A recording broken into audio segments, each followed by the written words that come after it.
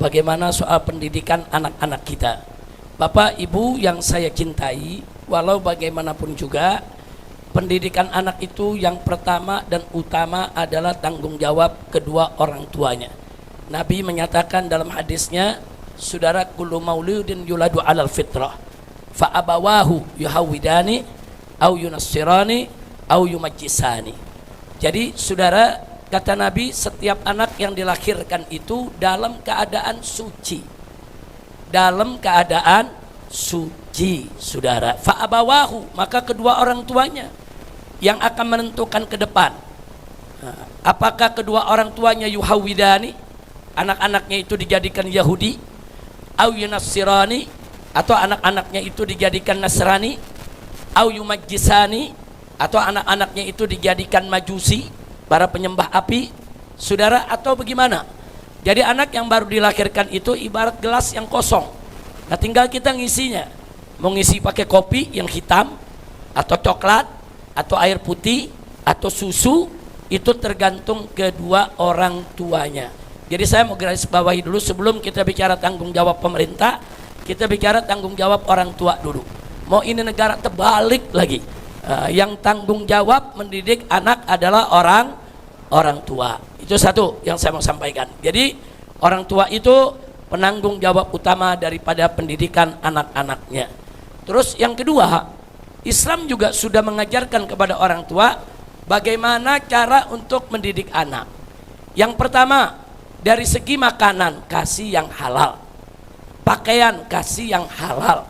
Jangan sekali-kali ngempani anak-anak kita dengan yang haram.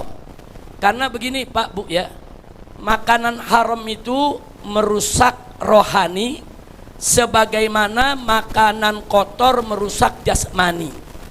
Makanan kotor merusak jasmani, makanan haram merusak rohani.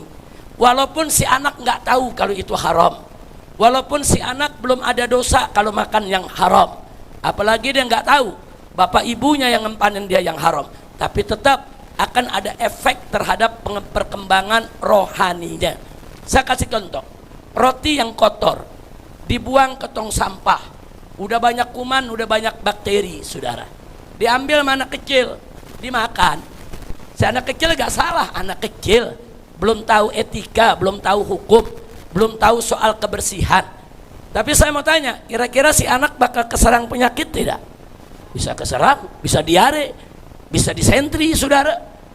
Walaupun si anak nggak tahu, si anak nggak dosa, tetap aja efek daripada bakteri dan kuman akan menyerang kesehatan jasmaninya. Begitu juga makanan haram. Walaupun si anak nggak tahu itu makanan haram, kalaupun dia tahu juga dia belum ngerti hukum, nggak dosa. Tapi begitu si anak memakan makanan yang haram, makanan itu akan merusak rohaninya. Makanya kalau tiba-tiba anak yang dari kecil sampai gede makan yang haram, begitu dewasa dia ngelawan sama ibunya, ngelawan sama bapaknya, saudara, nggak punya adab, nggak punya akhlak, saudara, buru-buru mau diajarkan agama, dia menjadi anak yang rusak di tengah masyarakat. Nah, jangan salahkan orang lain, salahkan kita sebagai orang tua kalau selama ini kita kasih makan yang haram, ya kawan. Makanya dalam Al-Quran Allah ingatkan kita, saudara, kulu minat thayyibat wa'malu sholihan. Ini menarik. Allah suruh kita makanlah dari yang thayyib, baru kamu beramal soleh. Kok disuruh makan yang thayyib dulu, baru disuruh beramal soleh? Kenapa bukan disuruh beramal soleh dulu, baru makan yang thayyib? Kulu minat thayyibat, makan dulu yang thayyib. Yang thayyib itu apa? Yang halal dan sehat. Makanan kadang-kadang halal tapi nggak sehat. Orang kena diabetes makan gula, gula halal tapi sehat apa enggak? Nggak sehat, saudara. Nah, orang punya tensi tinggi, saudara. Nah, kemudian dia makan daging-dagingan, saudara, daging halal, daging kambing dia makan halal, tapi nggak bagus buat kesehatan tensinya, saudara. Nah, tapi yang Allah suruh kulu minat thayyibat, makan yang thayyib. Setiap yang thayyib itu pasti halal. Setiap yang halal belum tentu thayyib. Kalau udah disebut thayyib berarti halal juga, sehat juga. Untuk apa? Menjaga kesehatan rohani dan jasmani. Makanya Allah suruh kulu minat thayyibat. Makan dulu tuh yang halal, yang thayyib, yang sehat. Wa'malu sholihat, baru kamu beramal soleh. Artinya apa? Amal soleh jadi gampang kalau makanan kita thayyib.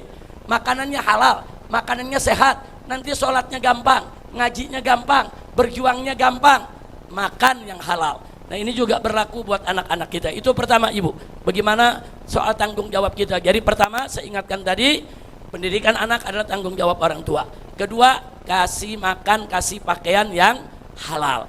Dan yang ketiga, didik dia sesuai dengan pendidikan yang diajarkan oleh Nabi. Salah satu contoh, Nabi mengatakan, saudara, muru auladakum bis-shalah wa hum abna'us saba. Perintahkan anak-anakmu sholat saat mereka berusia 7 tahun. Nabi yang suruh. Anak 7 tahun belum wajib sholat, Bu, tapi Nabi suruh ibunya, bapaknya, suruh dia sholat. Suruh dia sholat. Wadribuhum 'alaiha wa hum abna'u asyar. Pukul tuh anak kalau dia nggak mau sholat saat usia mereka sudah 10 tahun. 7 tahun jangan dipukul, disuruh aja. Nah 10 tahun saudara pukul kalau dia nggak mau sholat, dengan pukulan yang tidak melukai, dengan pukulan yang tidak membahayakan. Cukup dengan pukulan yang membuat dia jerah kalau dia meninggalkan sholat. Ini kan pendidikan dari Nabi. Insya Allah, Bu, kalau cara pendidikan ini kita jaga, walaupun dunia ini mau kiamat, insya Allah anak kita tetap selamat. Jadi nggak usah khawatir dengan perilaku pemerintah yang tadi kita katakan udah morat marit ini, udah nggak jelas, nggak baik-baik saja. Ya memang wajar kalau kita khawatir, tapi jangan sampai kekhawatiran kita berlebihan sehingga kita nggak melaksanakan kewajiban kita sebagaimana mestinya. Saya rasa jelas Ibu ya. Tapi betul kata Ibu tadi, pemerintah harus terlibat, medsos harus ditertibkan.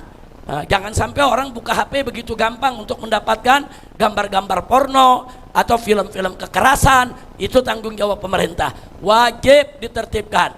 Begitu juga pemerintah jangan sembarangan membiarkan barang-barang haram diperjualbelikan di luar, termasuk minuman keras. Nah, minuman keras kan diizinkan oleh pemerintah untuk diperjualbelikan, saudara. Nah, kita kalau mengikut syariat Islam, haram, nggak boleh diperjualbelikan. Begitu juga judi online dan lain sebagainya, wajib ditutup. Karena itu semua bisa merusak, bukan hanya merusak anak-anak kita, bahkan orang tuanya ikut rusak juga, Bu. Nah, itu yang bisa saya sampaikan. Mudah-mudahan manfaat buat kita semua. Amin ya rabbal